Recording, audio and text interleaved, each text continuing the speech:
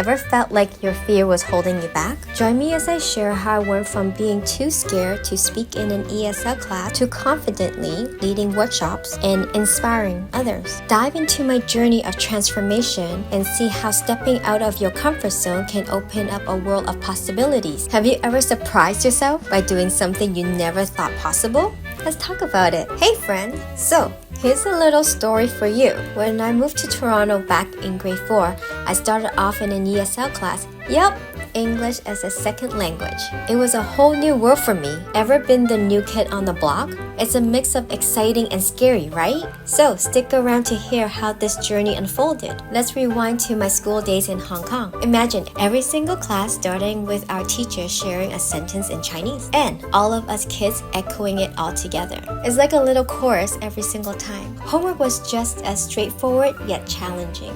Copy a passage, memorize it by heart overnight, and there you go. It's quiz time the next morning. It was our daily routine from grades 1 to 3. Who else had a similar school experience? I'd love to hear about it, so drop a story in the comments. In my ESL class, I often find myself reading a book. Not because I loved it, but because it was part of the class routine. My teacher would sometimes sit next to me, and I have to read the story out loud to her. One day, I decided to challenge myself with more advanced book, just to see what would happen. Well, the next day, I was moved to a regular class. So, I was like, why did I pick up that advanced book? I want to stay in ESL forever. In a regular class, everyone took turn and read out loud, and it was such a new and scary experience for me. I never done that before. And of course, one day, Mrs. Smith decided to pick me to read out loud, and I was like, oh my goodness, I was so scared that no sound came out. I was so quiet that one of the students is like, I can't hear Angela, what is she saying? And Mrs. Smith, she was so nice, she's like, shh, let her continue. And I was like, no shit, you cannot hear me because I'm so scared and nervous. So from that day on, I did not raise my hand, and I'm like, nope, no public speaking. Fast forward, a few years ago, my lovely cousin introduced me to self-development workshop. I loved it because I was with like-minded people, and there's so much growth on my end. I learned so much from them. I participated in life coaching workshop where I had 5 participants, and it was really fun. Nothing major, just listening to them. This workshop was to start a non-profit project like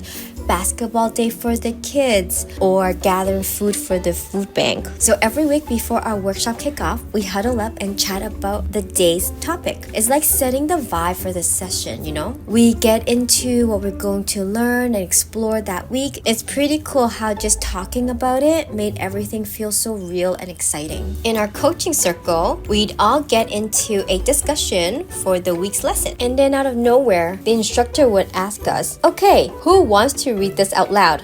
My heart would literally skip a beat every time. There's no way was I going to volunteer to read. I just sit there wishing I could blend into the background. Just thinking about it made me super nervous, and I was like, nope, I'm not speaking up. It's not happening. We're almost done with the workshop, and our final thing was to have a future meeting. It's like mapping out where you want to be in the next 1 to 5 years. Super exciting. But then one of my participants was like, no, I don't want to do it.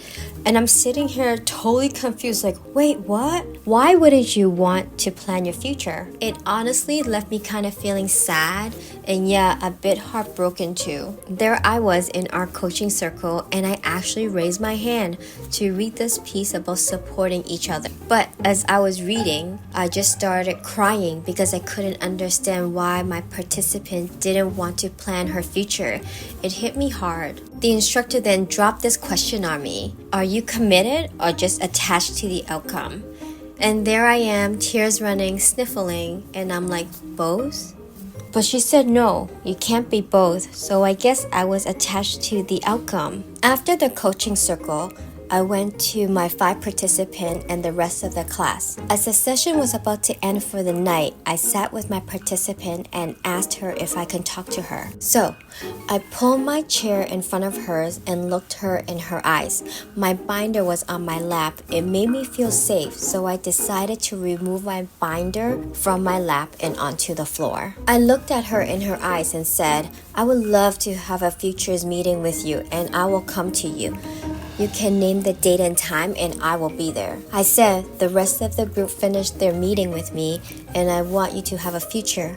The class ended and we went on our way. A couple of days later, completely unexpected, she calls me. She says she's ready for a futures meeting. I was so amazed and happy to hear that. At the meeting, she planned out her next 1 to 5 years and she shared something really personal too. She had contacted her therapist to discuss her eating disorder again. Knowing she was asking for help and not facing it alone made me incredibly happy. I still think about her sometimes, about her courage. It's moments like this which really stay with you. After the whole experience, something shifted in me. Remember how I used to be scared to even raise my hand in the coaching circle? Well, now it's like my hand shoots up before I even realize it. And speaking in a group, I often the first one to dive in. Plus, public speaking, bring it on, even if it's a big crowd. This whole journey wasn't just about getting over my fears. It's also been about lifting up others and honestly finding my own power along the way. It's all about growing together.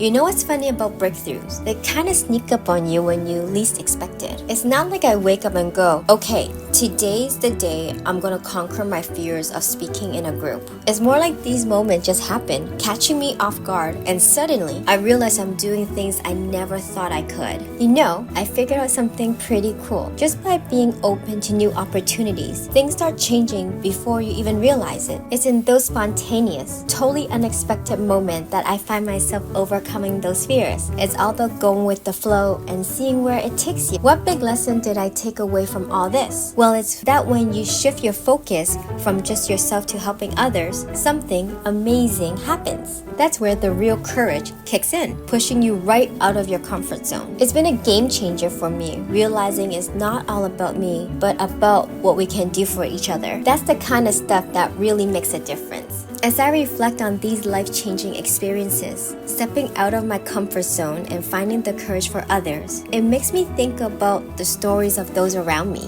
I have a question for you. Do you have any inspirational story you'd like to share? Any personal experience where stepping out of your comfort zone profoundly changed your life? I would love to listen to your stories and learn from your journeys that have shaped you. Don't forget to like and subscribe. If you like more of these stories, please comment below and I'll make more. See you next time. Bye!